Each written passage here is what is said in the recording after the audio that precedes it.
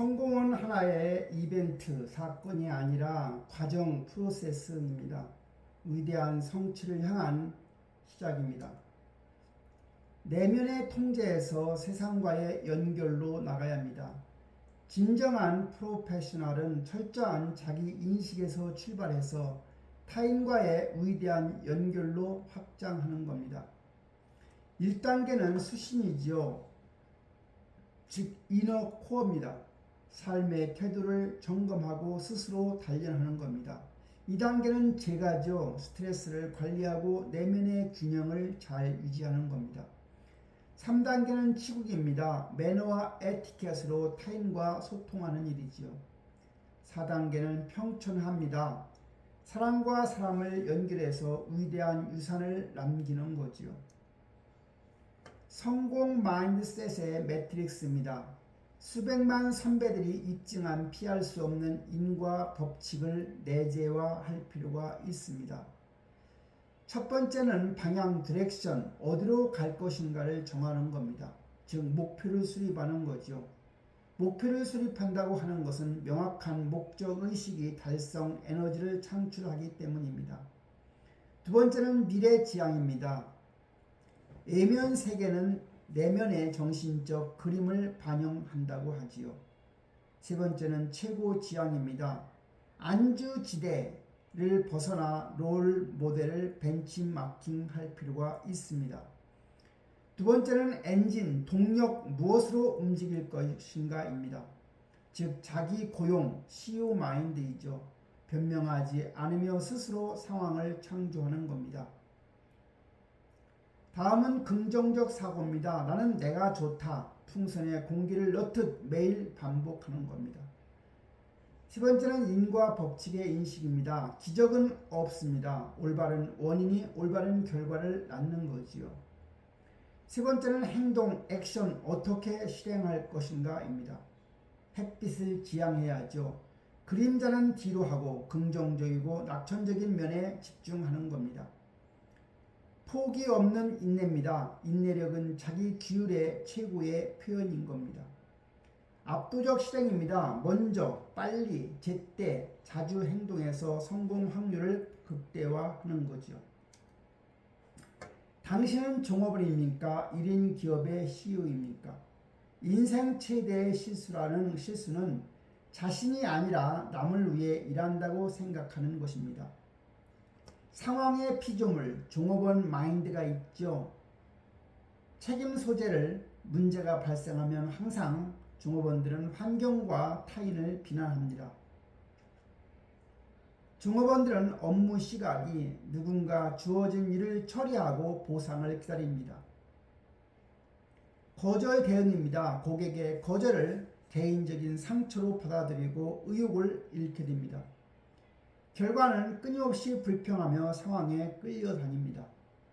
하지만 상황의 창조자 1인 기업가 마인드는 뭘까요? 책임 소재가 바로 자신의 인생과 성과에 대해 전적으로 스스로 책임을 집니다. 업무 시각을 보면 적극적으로 새로운 기회와 상황을 만들어 나가지요.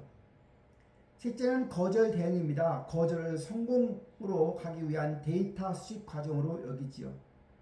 결과는 결코 불행하지 않으며 결코 변명하지도 않습니다.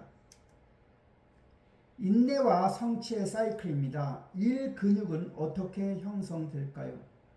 초기 학습에서 성취까지의 온전한 사이클을 견뎌내야만 진정한 프로가 되는 겁니다. 여건이 좋은 시장은 5번 중에 4번 거절당하는 경우라고 합니다. 경쟁이 심한 사항은 20번 중에 19번 거절을 당하고요.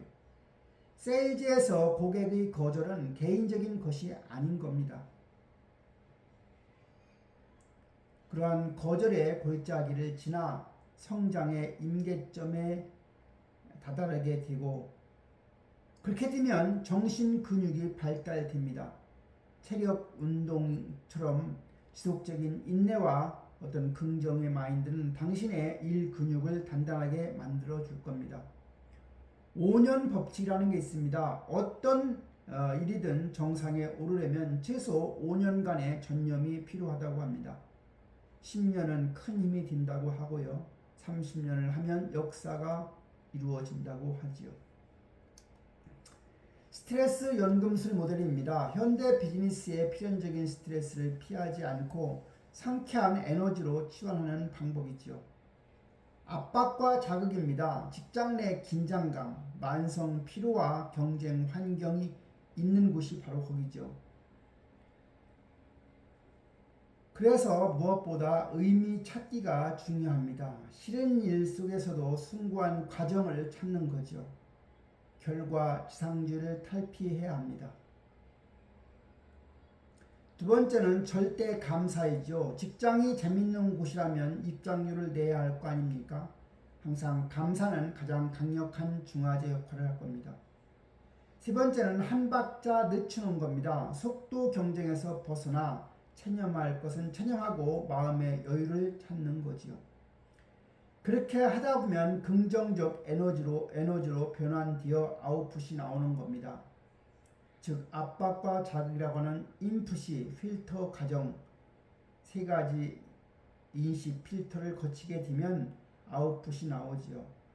첫째는 상쾌한 피로죠. 정신적 스트레스를 운동 스트레스로 전환되는 겁니다. 두 번째는 레저화입니다. 억지로 하면 노동과 재미로 하면 레저가 됩니다. 창조적 자극입니다. 뇌를 능동적으로 사용하여 적당한 자극을 삶의 양념으로 활용해야 합니다.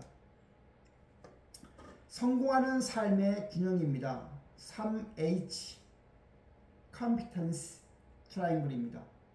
단순한 거치대가 아닙니다. 매너는 내면의 성숙함이 입으로 발현되는 삶의 방식이자 가장 강력한 무기라고 합니다. 첫 번째는 헤드입니다. 전문 지식이죠. 머리에서 나오는 지식이 중요합니다. 외국어나 정보 활용 능력이나 남들이 인정하는 압도적인 전문성이나 정보를 파는 사람이 되어야 합니다. 두 번째는 하트입니다. 열린 마음이지요. 유연한 사고와 글로벌 마인드, 다름을 틀림이 아닌 차이로 인정하는 관용 정신이 있어야 합니다. 세 번째는 핸드입니다. 핸드는 바로 에티켓과 매너죠. 타인을 향한 배려의 실천이죠. 루이 14세 베르사유 궁의 편말에서 유래한 형식의 인간의 따뜻한 습관을 더한 겁니다.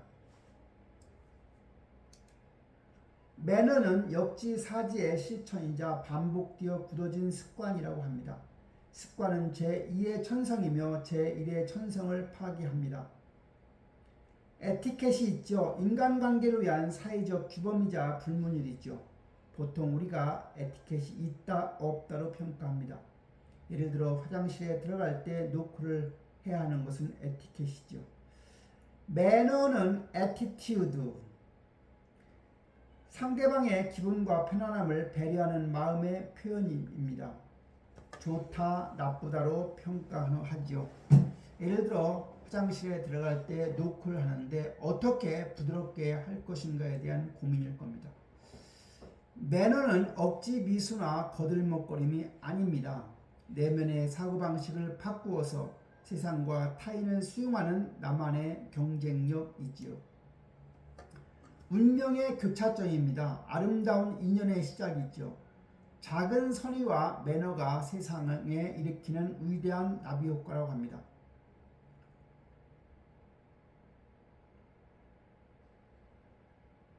시골 호숫가에서 만나게 되죠. 어느 날 시골 호숫가에서 위기가 찾아옵니다. 즉 귀족 소년의 수영 중 발에 쥐가 나 익살 위기가 발생했습니다. 비명을 듣고 달려온 가난한 농부의 아들이 목숨을 구합니다. 신분과 배경을 뛰어넘는 두 소년의 편지와 우정이 시작되었죠. 그 바로 만난 귀족 소녀는 윈스턴 처칠의 삶이 되고 시골 소녀는 알렉산더 플레밍의 삶이 됩니다. 소년들의 꿈과 후원입니다. 의사가 되고 싶지만 집안일 때문에 꿈을 포기했던 시골 소년, 바로 플레밍이죠. 시골 소년의 꿈을 돕기 위해 아버지를 설득해 런던 의과대학으로 데려간 귀족 소년의 배려, 바로 노블레스 오블리제를 실천한 사람은 처칠이죠. 위대한 유산 한 번의 선의가 만들어낸 두 번의 기적입니다. 세월이 흘러 각자의 자리에서 최고가 된 두 소녀는 세상을 바꾸게 됩니다. 한 사람 처치는 영국의 수상이 되고 플레밍은 노벨 의학상 수상자가 됩니다. 알렉산더 플레밍의 성취죠. 런던 의대 졸업 후에 포도당 구균 연구에 매진하게 되고 불치병을 치료할 기적의 약 페니실린을 발명하게 됩니다. 그 성과로 1945년 노벨 의학상을 수상하지요. 윈스턴 처칠의 위기입니다. 26세 때 국회의원에 당선된 것이 바로 처칠이죠. 후일 영국의 수상으로 2차 세계대전을 이끕니다. 전쟁 중에 치명적인 폐렴에 걸려 국가의 존망과 생명이 위태로운 순간이 다가옵니다. 바로 기적의 재입니다. 플레밍이 만든 페니실린이 급성되어 처칠의 생명을 두 번째로 구하게 됩니다. 어린 시절 무시하지 않고 건넸던 작은 배려가 결국 자신의 생명과 민주주의를 지켜내게 된 거죠. 만약 내가 다른 이의 마음속에 새로운 세계를 열어줄 수 있다면 나의 삶은 결코 헛되지 않을 것입니다. 세일즈와 비즈니스의 본질입니다. 우리가 매일 만나는 고객, 우리가 건네는 따뜻한 미소와 올바른 매너, 포기하지 않는 인내는 단순한 실적을 넘어 누군가의 삶에 거대한 빛과 생명을 주는 인연의 시작일 겁니다. 당신이 오늘 일으킨 작은 파문이 내일 세상을 구하는 페니실린이 될 수가 있는 겁니다. 위대한 연결을 위한 실천, 현명한 자의 7가지 매너입니다. 오늘 만나는 모든 인연 앞에서 기억해야 할 원칙이 있습니다. 첫째는 침묵입니다. 자기보다 지혜로운 사람이 있을 때는 경청을 하는 겁니다. 두 번째는 존중입니다. 남의 얘기를 중간에 가로막지 말라는 겁니다. 셋째 여유입니다. 대답할 때 서두르지 말라는 거고요. 네 번째는 예리함입니다. 항상 핵심을 찌르는 질문을 하고 조리 있게 대답하라는 겁니다. 다섯 번째는 우선순위입니다. 먼저 해야 할 일부터 손을 대고 미룰 수 있는 것은 마지막에 하라는 겁니다. 여섯 번째는 솔직함입니다. 자신이 모를 때는 솔직히 인정하라는 겁니다. 일곱 번째는 수용입니다. 언제나 진실을 인정하라는 겁니다. 나는 행동해야 한다. 눈을 깜빡이는 본능과 같게 한다는 겁니다. 성공은 결과가 아니라 오늘 당신이 선택한 태도이자 실천하는 매너라는 과정입니다. 당신만의 위대한 파문을 지금 이 순간부터 시작하십시오.